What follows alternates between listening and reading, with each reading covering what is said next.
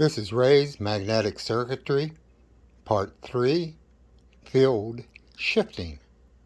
My basic setup that I've used in 1 and 2, we have an arm that can move a assembly of magnets, engage and disengage. I have a flapper magnet.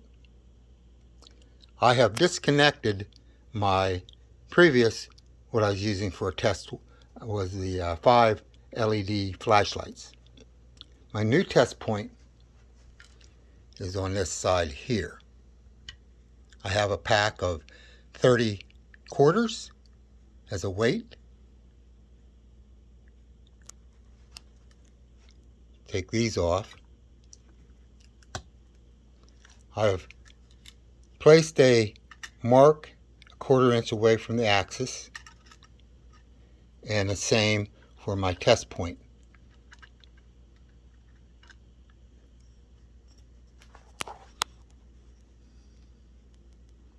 From the center of my axis to my takeoff point where I'll be testing, 1/4 inch, those being equal. At this point, we'll measure the weight of 30 quarters as our test weight. I'll use my ounce indicator. You'll be looking on the left side.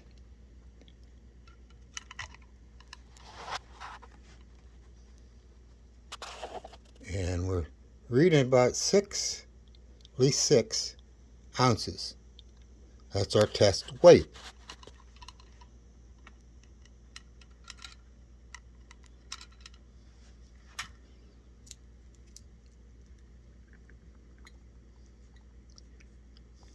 My whole purpose here is over unity research and effects. If I can engage and disengage this bar with very, very little force compared to the output force, which is in this case 6 ounces, which it does,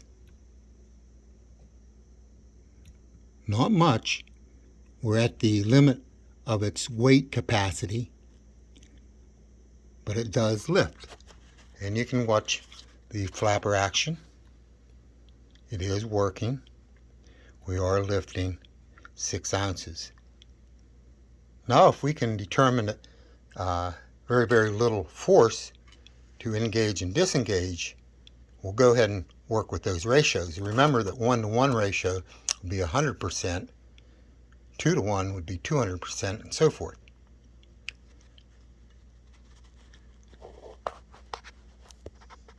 So we'll go ahead and measure the disengaged force.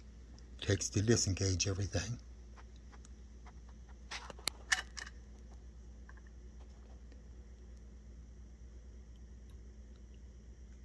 See, that's very, very little.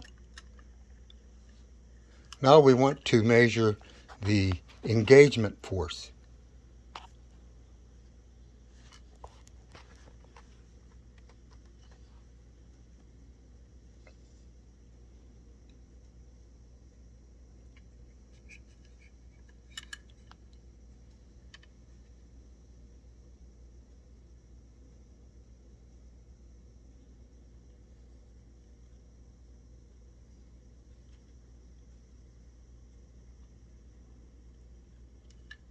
And there again, very, very minute. We want to go ahead and see what actually is happening. I have a new design. This is called field shifting.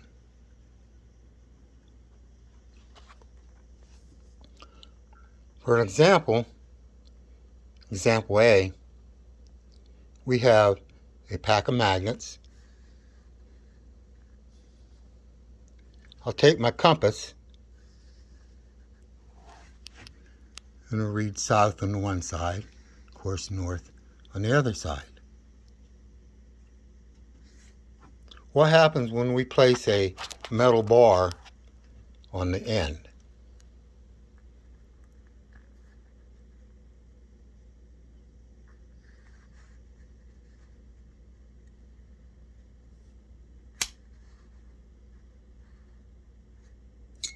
Okay.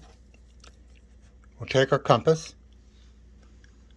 Our south has remained unchanged. Now as we go back to where our north was, we will see it's no longer there. It has been shifted to the end.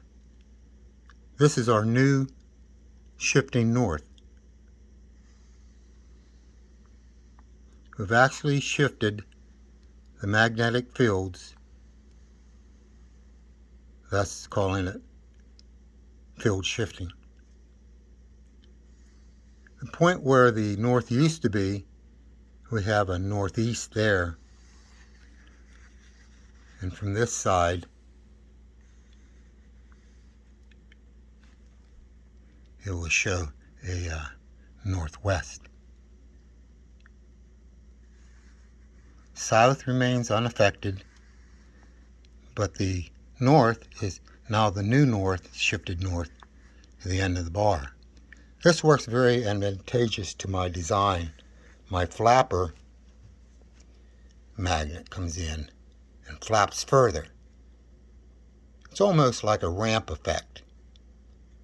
This is a free ramp effect. The input we determined is very, very low, but the ramp effect on the flapper magnet was like 6 ounces.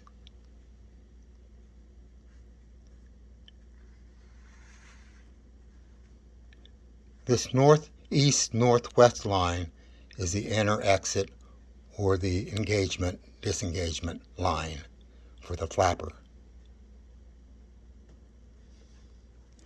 We'll go back and watch this again. The magnets here, I used a 1/2 inch by 2 inch metal bar, and so just for purposes I used 2 inches of magnets. They're each at 1/8 by 1/2 neo. Okay. Now that we've determined that the engaging and disengaging forces are very low, and yet it can lift our 6 ounces, the ratio there is at least 6 to 1, which would be 600%, and I didn't even see one ounce for loading and disengaging. So if you used a half an ounce for engaging, disengaging, we'd be up to 1200%. So anyhow, hope you enjoyed this.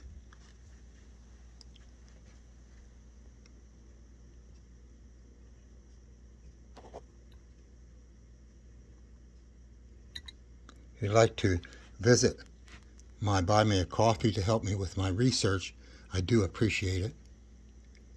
Happy inventing. Until next time.